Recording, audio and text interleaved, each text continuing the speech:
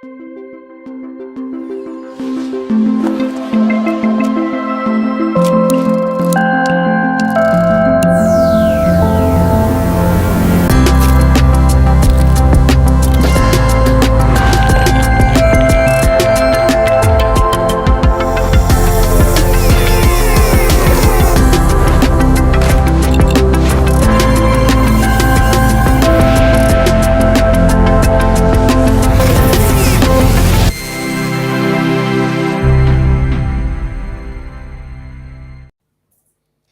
everyone and welcome to Adobe Live. We would like to begin by acknowledging the traditional owners of the land in which we are creating and streaming from today and pay our respects to elders past, present and emerging. My name is Flynn and I'm with my man Dale Bigeni. Hey Dale, how you doing? Yeah, good. Thanks, Flynn. Yourself? I'm really good, thanks. We'd like to kick off by wishing everybody in the US happy 4th of July, I believe. It is 4th of July evening, so I hope you're having a great time. Happy Canada Day, all that sort of stuff. Hope you guys are having a good time. We don't celebrate, so we're going to be hanging out, we're going to be drawing, we're going to be doing some stuff. It's part one of a two-part series. We're here today. We're also back on Thursday. So if you're watching us live, come and join us on Thursday. Maybe you're catching the recording on YouTube. Come and catch us live. It's always good to hang out. And you can ask live questions and stuff like that while we're rolling along. But Dale, artist, illustrator, can you give people a bit of a rundown of who you are and what you do before we kind of kick things off? Yeah, we can do that. I guess I'm overall just an artist in general. I like to paint. I like to draw digitally. You got it. I like to, yeah. I like to, I do murals. I create anything really that I can use my hands with. I used to be like scared of a lot of things, but I'm now just an artist that does various projects for various brands and people, and then I'm a very happy person doing it actually. Yeah, hell yeah. It's a great spot to be, right? Yeah. Well, happy for the most part, but it gets stressful, but I think that's a part of the job. It's always stressful at this point of the year. There's a new financial year here in Australia, so I'm always like, oh wow, I really need to clean up my admin, and we were chatting a little bit about that beforehand. That's a big part of it, right? Like if you could just draw and everything else was sorted, it'd be great. I feel like it's a dream job scenario, but not the reality, unfortunately. But getting through it, and I'm just kind of chipping away at a few projects and staying as positive as possible. Actually, Flynn. Yeah, nice. That's the way to be. That's the way to be. Yeah. So we're going to jump into a bit of drawing and digital drawing today. As I said, it's a two-part series, but if you've got questions as we're rolling along, maybe about freelancing, you want some admin tips from Dale, throw them in chat. We can have a chat about it as we're rolling along. We will keep an eye on YouTube as well if you're commenting on there, but mostly the live chat we're using is over on Behance. We'll definitely see it if you comment on Behance. So let us know what's up. Photoshop is your baby. Correct. So I'm going to show that. Yeah.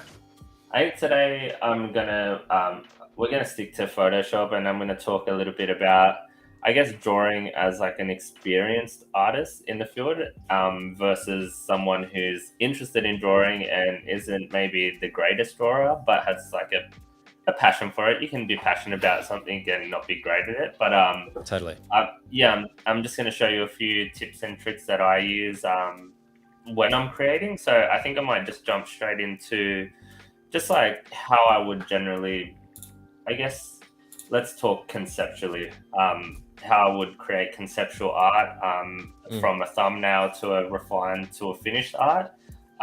There's kind of two ways about it, I guess. As an experienced artist, most artists would usually just freehand in what they want to draw. So I'm going to do just like a little bit of a tattoo flash style kind of design, just because it's something I'm very passionate about. Skulls, roses, all that sort of stuff. Nice. I've done these a fair bit on the streams, but I think it's nice to see different ways of attacking it. So I guess there's always the old the really rough way, which is roughing out a drawing, and having a look at kind of like composition and where things should sit on a page, and we can just quickly rough it in like that. Is there any way you can move your mic just a little bit closer? When you were leaning back, I could hear you really great, but then when you lean forward to... How's that? Any better? Beautiful. Worlds apart. Okay, all right. Worlds Sorry, apart. my bad. No, that's good.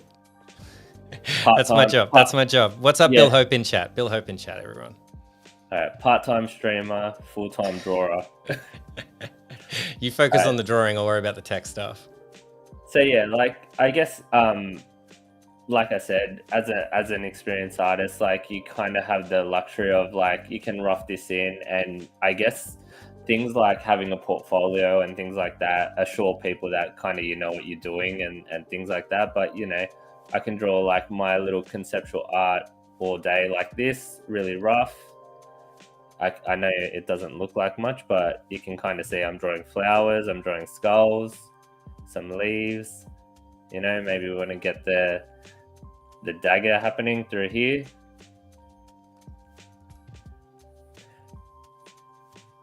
So I guess this is usually like off the top of your head, like it's kind of like the blank page kind of process. Like just start drawing, just start thinking about composition, do it as quickly as possible, like sketch it as quick as move on, that kind of stuff. Yeah, kind of get like a few thumbnails. I generally would, maybe they'd look a little bit neater than this, but I wouldn't spend too much time on them.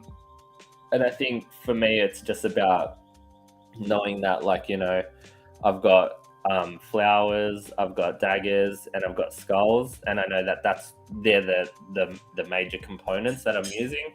Whether or not it ends up living here or this gets moved to here, that doesn't matter at this point.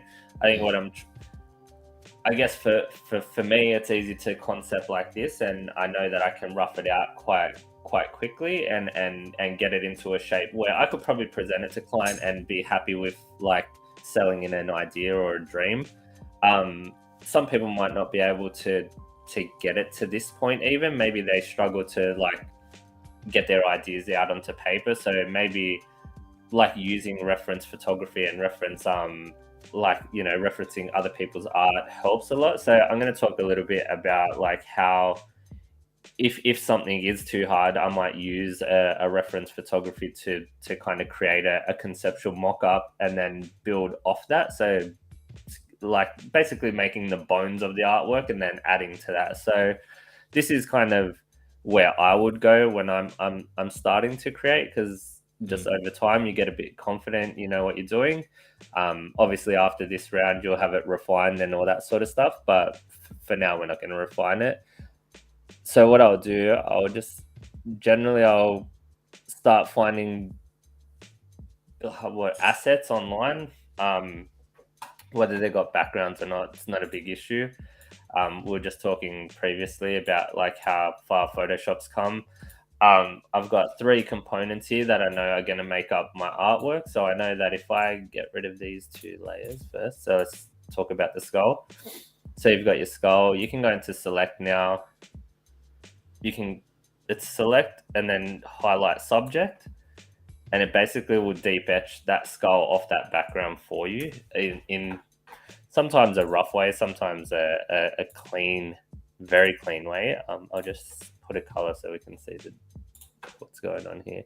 So that's our original, and after I've done the select subject, I haven't even deep etched nothing. I haven't picked up a pen tool. I've got this guy now. So I've got my little deep etched skull ready to kind of like position and, you know, layer up or whatever I need to do, whatever my composition asks for. So let's get rid of the white there. Same thing with the rose. If you just go select, subject. And we were chatting a bit in chat as well. Dale is using a giant TV-sized Wacom as well. Yeah, so I think... Yeah, no, that's fine. But that was just up the top, right? Select subject is just up the top. Yeah. It's one of those contextual things. So yeah, go up to the top, select subject, pop it down. You're good. So you go into select and it's just like halfway down. There's like color range, focus area, subject, or sky. I'm just picking subject and then I'm creating a new layer from that selection. And it's giving me these assets basically that are now easy to kind of like build a concept of. I know a lot of tattooists do it this way. A lot of tattooists that do realism and things like that, like they compose their tattoos this way. So it's not I wouldn't call this a secret or like it's anything that no one else should know, but it's a cool way to have fun with like your compositions and stuff like that. You get to build like all these little layouts and shapes and see the artwork in a full form even before you start drawing it, right? So Yeah. I think it's quite handy. So I would just go through and create all these I guess asset layers that I can then move around. Obviously I've got this off medieval shop. Shout out to medievalshop.com. Yeah, Whatever. Thanks for the that. sick dagger. But I guess from here, the big conversation is we're not trying to use these as like the final artwork. Maybe in like a tattoo sense, it probably works to be like get really nice photography and compose it into a nice format and stuff. I did prepare one earlier, of course, so I'm just going to get rid of this layer. Cool. And we got a question as well when we get to it. Sure. So I came up with this little layout using those assets, but I've also like added a few leaves. I've added some banners. I've got like a bit of a frame. Like I like doing all my stuff in frames. Did you add a shadow as well? Is there like a shadow? I've added some shadows and stuff like that. It doesn't really matter because I'm going to redraw, but I just like the look of like making it feel like this is the artwork that I've composed now, and I've made it my own out of 3 artworks. So my composition is now built without having to draw, if that makes any kind of sense. And then, sorry, did you want to ask that question, Flynn? I do, yeah. So Bill Hope in chat. What's up, Bill? Great to have you with us. Has Dale tried using 3D reference? I've started using it more to get more exact angles. Yeah, have you ever tried 3D for reference? I actually do. I have a few. I use a couple of websites that are like I think one that probably most people see when you type in some renders and stuff is like things like Turbo Squid and things like that. Right. I can't personally use or create 3D models. I don't know how, and I think it's great that there's these marketplaces for that. And there are a couple that I use, and you can physically 360 around the skull or the roses or whatever it is you're looking for. I have used them in the past.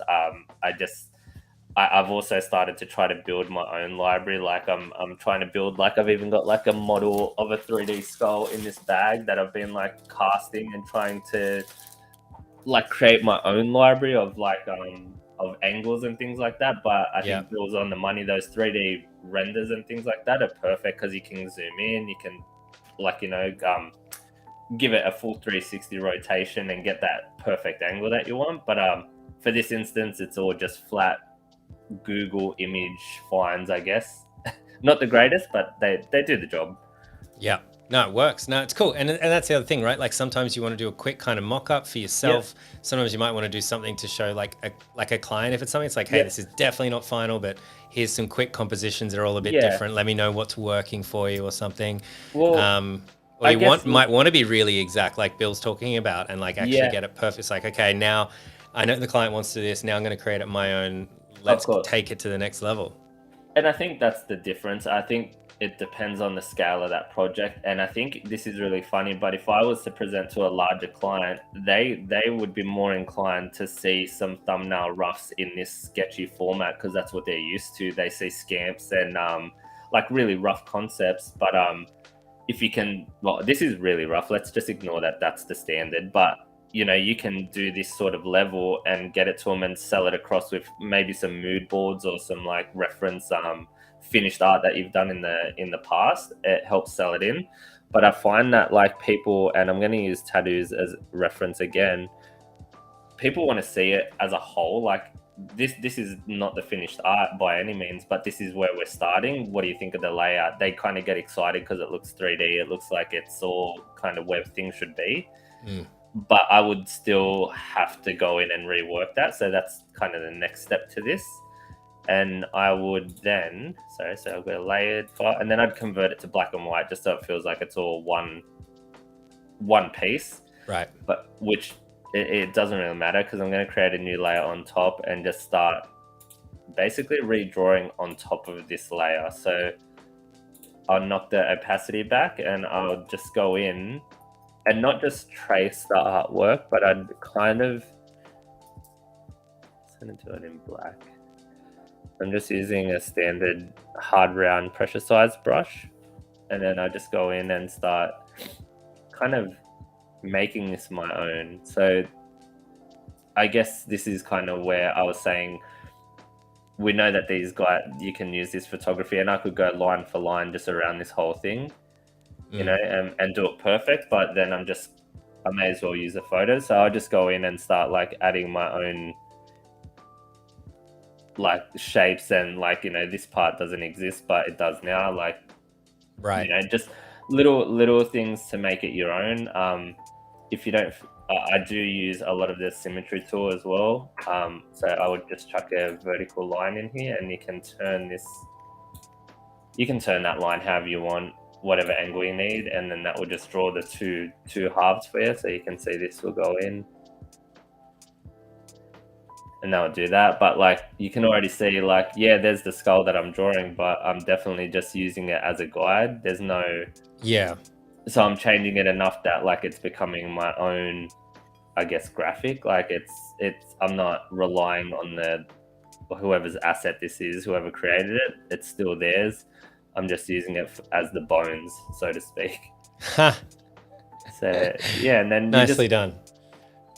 I think it's important to I guess respect like every artist, and you know, someone has taken the time to go shoot this skull, and you know, like I said before, like go in and edit the colors, make it perfect. You know, just for whatever reason that was online, they did it for themselves, and now we're going in and we're kind of using it as like just a guide more than anything, right? Like it's not about like making it perfect. I'm just trying to make a concept, because I don't really know how to draw a skull, but I know how to trace lines. So, you know, I just keep going in and creating, I guess, like my own version of that skull, right? Like, I got a pretty good feeling that you do know how to draw a skull. I think you're... I have done a fair few in my time, and I definitely feel confident, but I also, I still like to reference things, whether it be the skull, whether it be just for like, I guess, shape more than anything. I don't get too hung up on lighting and things like that. I guess my art style doesn't rely on perfectly placed light, I guess, because if I want to put like a shadow under here just because I think it fills that gap nice, then I will, and then I'll put a shadow under here, and that might not actually exist. But for the style of art that I create, I do what works for me, I guess, and I guess that's what this whole process is. You're creating or designing, drawing these artworks in a format that makes it comfortable for you. Yeah. So I'm just like, see, I've got all my like baselines in, and then I can reference the skull just for, I guess, the teeth placement or how many teeth there are, but I'm definitely not really tracing them. And I think there's a fine line between tracing, copying, and I guess, referencing. I think this is definitely, I would class it as referencing more than copying, because if that skull looks pretty different to that skull, if you ask me. Yeah. You know, I don't think there's any shame in working this way. I think there are a lot of people that might think it's a cop out as an artist to work like that. I think it's about working smart. It's about working, like, you know, with the tools that are in front of you. Yeah, totally. But yeah, so even this dagger, maybe I'm gonna add some like.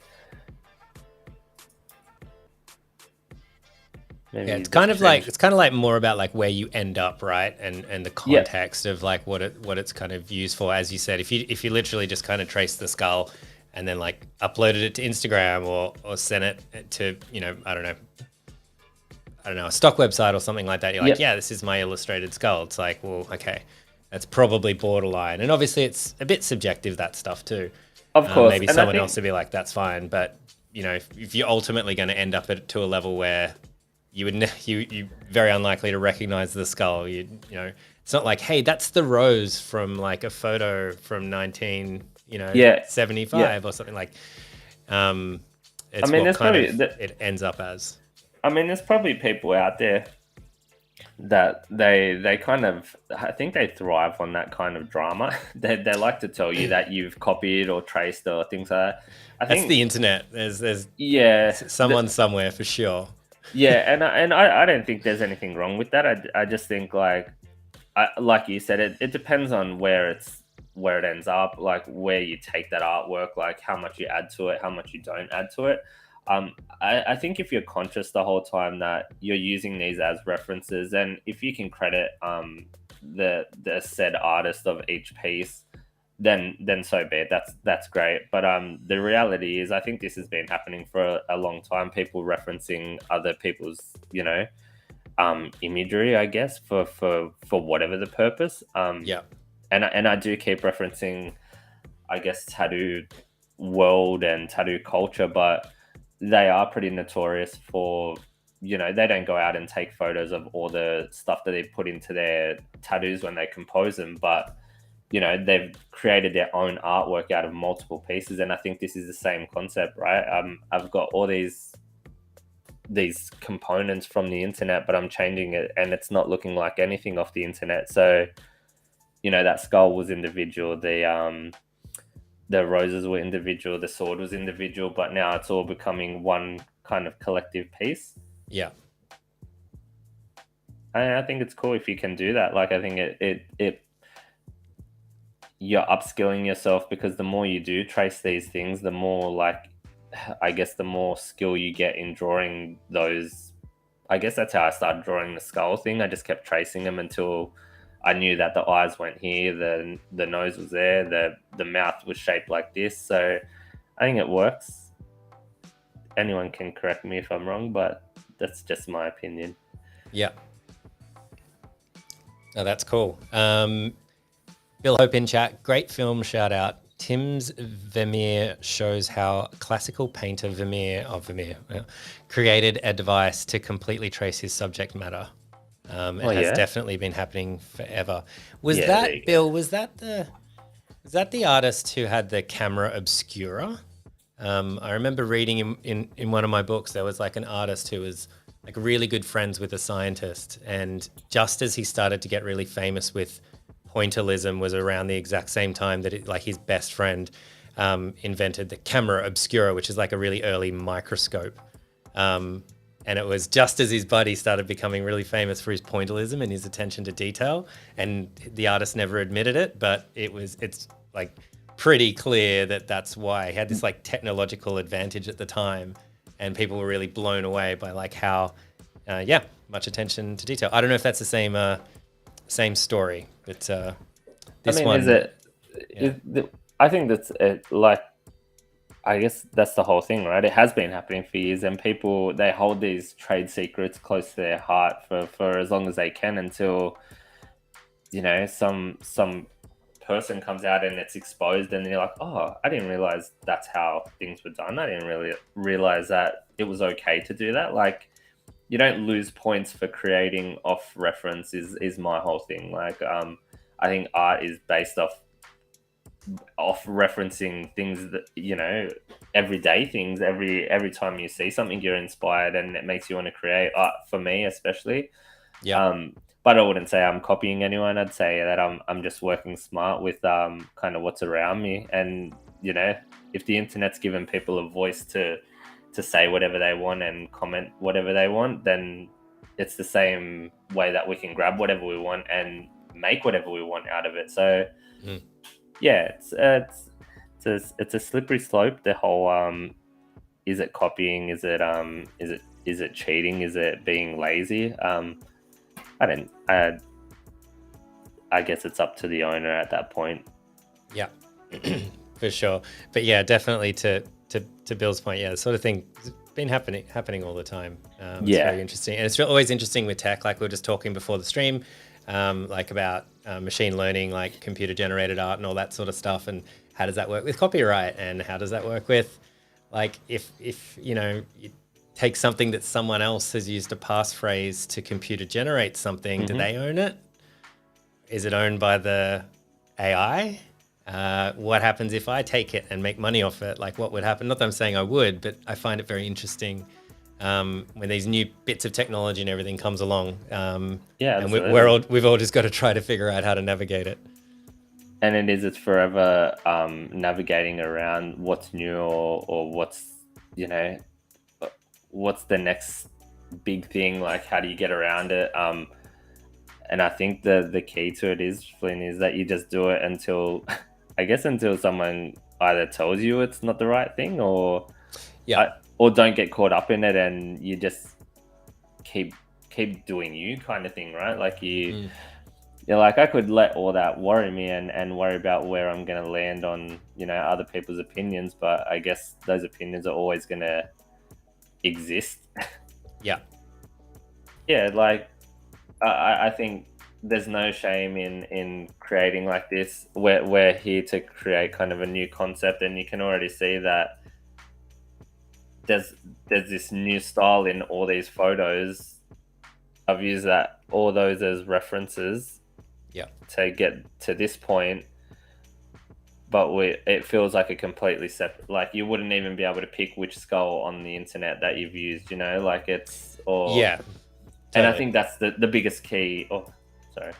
I think that's the key part, is trying to really like use it as a tool to better yourself, not to kind of profit off someone else's hard work, I guess, like at the end of the day. Yeah, totally agree. But yeah, it's very you can see that it's all just like, it's still pretty loose at this point, so I'm only creating kind of like it looks refined. I reckon this is more of the level you'd want to send as a concept to someone to sell it in, and then I guess you can start talking about where you'd shade and how you'd shade it, if it's colored, if it's black and white, all that sort of stuff. So I just keep drawing, and I haven't changed the brush or anything. I'm still using the same brush. It's just I've got the pressure sensitivity pretty firm, so I'm able to get thick and thin lines pretty easily. Yeah, I was going to mention that as well. Like from a sketching perspective, like if you wanted it to look a little bit more like a sketch, then maybe you might have used like a charcoal or like a pencil brush or something that's got a bit more of a transparency or something. Yeah, Excuse me. I think I do like using this brush. I just think it's a really clean brush. Like, excuse the lines not joining, but it is super clean. Like in terms of from all the brushes, it's probably one of my favorites. But I do have a bunch of those textured brushes and things like that I sometimes use when it calls on it. I guess for this, depends on the artwork. Yeah. While we're talking about lines, question from Bill. Thanks for the questions today, Bill. Is it final line work, Dale, or is this going into Illustrator? This would be conceptual. I'd call this conceptual line work, and then I'd probably take it into Illustrator usually for the style of art I'm used to. But I think for the next 2 days I'll stay in Photoshop, and we can tidy it up and talk about different different brushes I'd use for shading, for different looks, I guess. But this would definitely be the conceptual line work, and then I wouldn't even I wouldn't even tidy up. If the client approved from this point, I would just take this to Illustrator and start tidying it up in there instead of in Photoshop. But for this one, it's a Photoshop start and finish. Yeah. And is that like, would you jump into Illustrator when it got to something like, you know, the client might want to use it on multiple things and you're not sure, so you just want to give it to them as a AI file, like you want it to be vector based, or would there be another reason that you would bring it into Illustrator rather than sticking with Photoshop? I think habit for the most part. Like, it's just very much ingrained in me. Like, I've always felt like, I think maybe I was taught that Illustrator was better for print at, you know, back in the college days. And you went to TAFE too, right? Because we might have had the same teachers or the same curriculum, because I was definitely taught the same thing. It's like Photoshop, and then no, you never send someone anything from Photoshop. You'll definitely do it in Illustrator at some point. So and it's crazy because I keep that kind of mentality, but the reality is if you draw it, I guess, at a high enough DPI and the artboard or the canvas is at a scale which is, you can print a billboard, I'm sure it's fine. But I kind of do. I really enjoy Illustrator's ease, like changing colors, the line work, changing weights and stuff like that. It just feels a lot more, I don't know, like I'm comfortable there, I guess. Yeah. Yep. I get that. I think we all have those apps, right? Like Yeah. really like comfortable with. We're talking slightly off, on the same line of thought, chatting with some people who are doing some sessions at Adobe Max this year, and there was a lot of talk about like one particular app, and even within motion design, like people not wanting to leave their favorite app, and I'm like, wow, that sounds so familiar. That's exactly what we get with artists and designers and illustrators and things like that. And some people are just like Photoshop all the way. Other people like illustrators, like everything. Like I know so many graphic designers who just have been using InDesign for so many things, including like presentations and talks and creating decks and creating brand style guides and all sorts of stuff like that. And even though there might be other options out there, it's still where they want to be. And that's their go-to. Yeah. I think everyone has their comfy place. Yeah, this is just for like out of habit. I just end up in Illustrator all the time. That's it. Just looking at the time, we've got about 15 minutes left today, guys. So if there are any more questions while we're rolling along, just letting you know there is an end to today. We're back on Thursday in here. What's Australia? It's Thursday. If you're in the US, it'll be Wednesday evening. We'll be back and we'll just pick up where we left off pretty much, I think, as we roll along. But throw any questions in while we've got Dale hanging out. How many illustrations do you think you've done that have turned into a tattoo? I don't think I could count, but I'm definitely one of those artists that I'm very what's the word?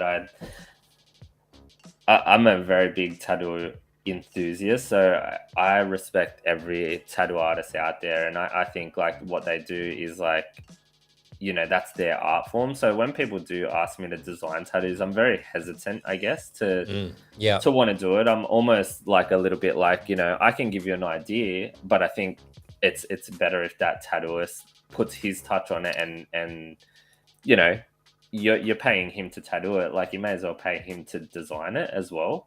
Right. But I think I've done a few where people have messaged me and they're like, oh, do you mind if I use this design for a tattoo? And it's like, oh, look, it's your body. Maybe personally I wouldn't get it, but I think it's quite like, I don't know, it's a humbling moment when someone thinks that highly of your art, because you can get rid of them nowadays, but like they're there for a long time on your skin. So couldn't count, but I definitely have had, numerous times where people have said, do you mind if I use this artwork for a tattoo? And it's like, well, go for it. Go for it. That's nice though. Like quite a lot of respect for someone reaching out. I bet there's quite a few that haven't asked for permission definitely. But it's nice that they'll reach out and ask permission. That's cool. It's good to hear.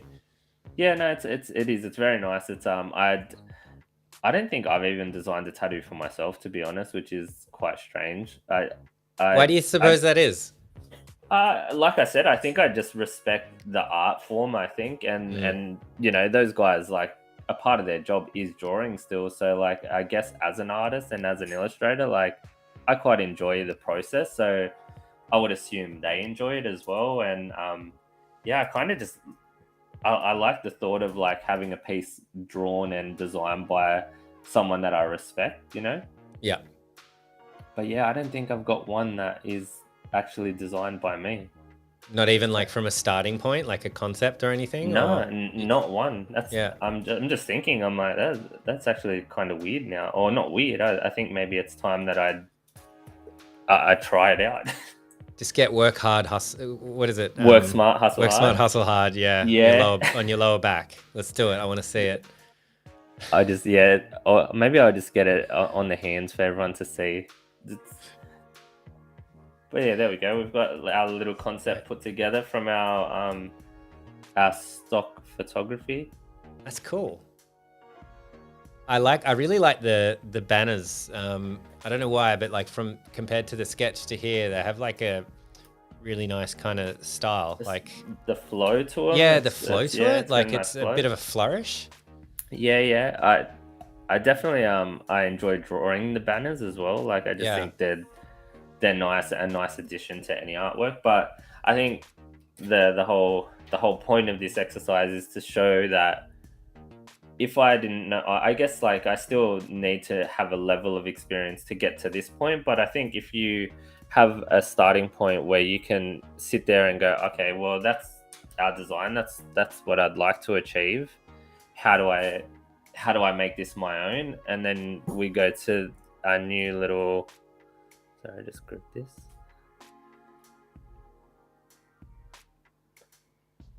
And then you get to here and you're like, oh, okay, cool. You sit back and you're like, all right, I understand the way that a concept or a reference photography should weigh in on my artwork.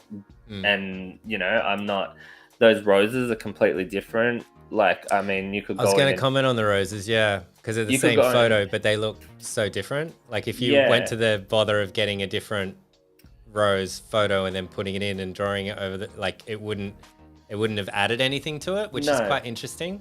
And I think it's nice to again, I've drawn the flowers before, so I think I know what kind of shape I want, but I know that that's where I want them. And if I get stuck, I can just turn on that layer and be like, okay, so there's these lines that curve in and out and all that stuff, but does it help my artwork? Does it feel like it's the same style as, my skull? But I think everything kind of is now come together, has come together now as an artwork by Dale instead of an artwork by 3 different people here, shot with different light, shot with different intent, I guess. So creating from reference works, and it doesn't matter like how much reference you have in it or how little.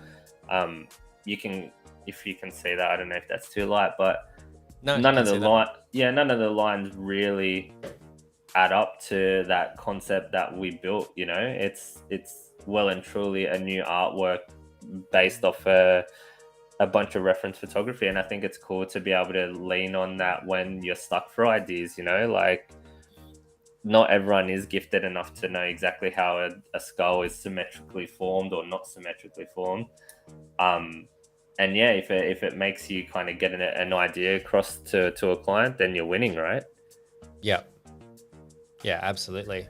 And working smart, as we've spoken about, like you could spend like, there's another way to do it, which you might think is a purist way. You might go, okay, I gotta go for a walk and find roses, right? Like, I'm not going to tell you where you're going to find a skull, but you know what I mean? Like dagger. No, but it's true, right? But that's a really long way to do that. But if you're ending up drawing over it and straying quite a bit from the reference material anyway, which you're naturally going to do, then you have to question, was that valuable time spent, or does every rose kind of look the same, and does every skull kind of look the same, and when you can just very quickly add changes to it.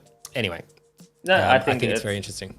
Yeah, I think it's a nice way to come up with a concept, whether it be because you're selling it or because you've got an idea in your head. It's nice to lean on the creative, I guess, community. Like we're all here to kind of like assist and create something at some point. So, I'm sure these people that put their stuff online aren't stupid. They know that someone's going to reference their photos. So I think if you make it your own, I think there's no harm in it. And I think you can come up with something cool. But we can talk about the shading techniques and finishing this artwork off, like maybe adding more details to make it our own. But from where we started to where we are, I think we're in a pretty good place. Yeah, super. It's super cool. We did have another question as well. We've got like 5 minutes max left. Yeah. Question is, are there any interesting kinds of jobs you want to try next, like new mediums or approaches?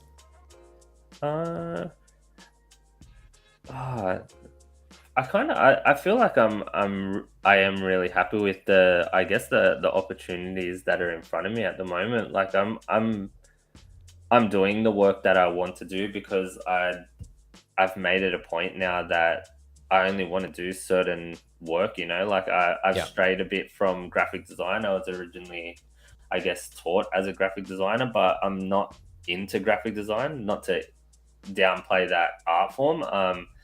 Maybe being burnt out from working at an agency. I just truly love drawing. And Yeah. I think where it kind of gets to the point where, what do I want to do? I just want to do bigger executions. Like I want to see my art on bigger formats, like maybe on billboards and things like that, because a lot of what I do ends up on t-shirts or skateboards, or like it's quite like the biggest I would say is like maybe a car wrap or something, but like I'd like to see it on larger formats and things like that, just because it's always, I don't know, you see it on the as you walk past and it gives you that proud feeling. But yeah, I'm pretty happy. I'm pretty proud of where I'm at and what kind of where my art's taken me. So there's nothing that I'm really chasing at the moment. I just want to be happy drawing. That's all I want. That's awesome. Yeah, I think the burnout from like agency life is definitely real, and Oh yeah, definitely across advertising, design, web, digital services, all that sort of stuff is very common. It can take out the fun. Oh yeah, definitely. Especially something like design when you're kind of a bit more of a cog in the machine. But yeah, but that's great, right? It's so interesting that you should say that, because there's so many artists that come on, so many questions that we often get from chat here and in other places, like when we've got artists on and stuff like that. How do I find my style? Yeah. How do I get clients to come to me to pay me to do the work that I want to do? Yeah, I think that's definitely that whole what do they say? Like do more of the like present passion projects more, I guess, like put what you want online or present what you want online, because then people know you for that. So the more skulls I drew, the more skulls I was getting to draw. But then I was pigeonholing myself into this like skull world where it was just like, hey man, we need a skull. I was like, oh man, I'm getting to a point where I'm a bit over it. Like, what else can I do? The second I started adding color or changing my I guess my folio, I was getting more and more different work. So it's about what people see, because people don't know that you can draw a banana until you show them you can draw a banana. Like, it's so they don't trust you until they know that they can. I guess I know that they want to see what you can do. They want to see how good you are and confident you are at one thing. But yeah, I think just put yourself out there as like that. I'm the skull guy. I want to do skulls. And bit harder now. There's a lot of people out there. Instagram's blown up, TikTok, everything else. It's like it's a bit harder to get yourself out there, but there's hope for us, for all of us. Well, it's harder and easier because it's easier access, but you could argue there's a lot more people fighting for that attention. Absolutely, yeah. There was one more question I'm just going to ask, because we are running out of time. Yeah, sure. From Jafar. What would you say is the best way to get into this industry? You got about a minute to answer. The best way to get into just a 1 minute elevator pitch on how to get into the industry. All right. The best way in is just making yourself a part of it. Like, call yourself an artist. Tell people you do art for a living. I think you got to fake it till you make it a little bit. You need to show people that you can do anything and everything. And yeah, definitely just put yourself out there. Get online. Put it on every social media platform that you can. That doesn't exhaust your energy, and hope for the best, I guess. Yeah. I think that's awesome. Yeah, that's it. Well, cool. Thanks, guys. So we're going to leave it at that so we don't get cut off without getting to say our goodbyes.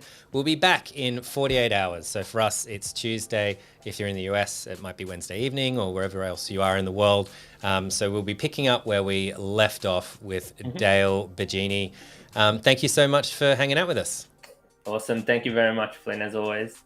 All right, everyone. We'll see you next time on Adobe Live. Thanks a lot. Peace. Bye.